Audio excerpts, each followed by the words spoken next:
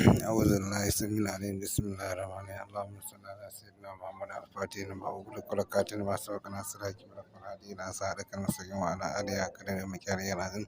‘Yan uwa na wannan majamma masu tarin albarka manya-manyan malamanmu da manya-manyan sha'irai zaki da ‘yan ƙananan almajirai irin mu, barkanmu da wannan lokaci, barkanmu da wannan rana mai tarin albarka. Ina gaida farkon lamba, tsakiyar lamba, ƙarshen lamba. To insha Allah ‘yan uwa, kamar yadda muka gaya muku, muka samu isasshen lokaci za mu ba da sirrika, muhimman sirrika a wannan gida masu tarin albarka. Na'am, ‘yan uwa, idan dai kariya kake so, kariya ta jiki, ka san shi lamari na rayuwa, baka damu da mutum ba, mutum ya damu da sha'anin rayuwarka. Wani baka san yaya abunan ba, sai ka ga ko ya nufe ka da wani mugun nufi. To insha Allah ‘yan uwa, wannan sirrin in dai an yi cikin yardar Ubangiji, za a samu waraka. Ko kana da maƙiya ko sun kai yawan duniya ne, insha Allah ba za su samu galaba a kanka ba cikin yardar Ubangiji. Yadda ake yi,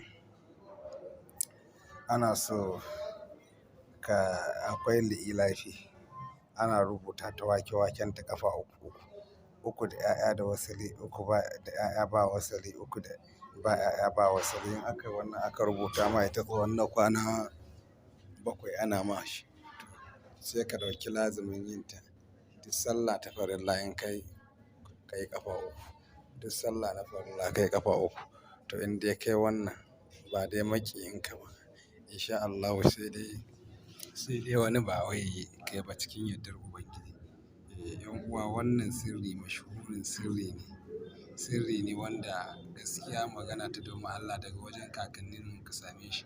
In dai kai wannan sirri, to insha Allah ba dai wani maƙiyinka, ba dai wani ya yi ma mugun aiki ya yi tasiri a kanka ba. Insha Allah a yi ƙoƙari a yi wannan aiki.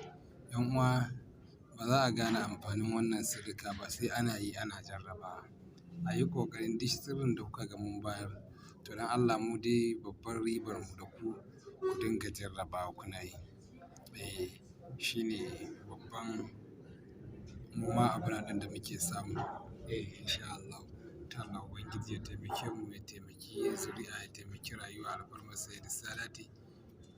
Kuma da kuke ba mu ƙarfin gwiwa, kuma Allah Ubangiji ya taimake ku, ya taimake mu duk gaba ɗaya, alfarmar Sayyidus Sadati. Masha Allah, masha Allah, muna godiya sosai. Ku ci gaba da bibiyar mu a wannan channel. Mutum in kai baƙo ne a wannan channel ɗin, to ka yi ƙoƙari ka danna subscribe, ka danna alamar ƙararrawa domin samun manya-manyan sirrika da zamu ba da izinin yin aiki da wannan. Shine a yi mana share.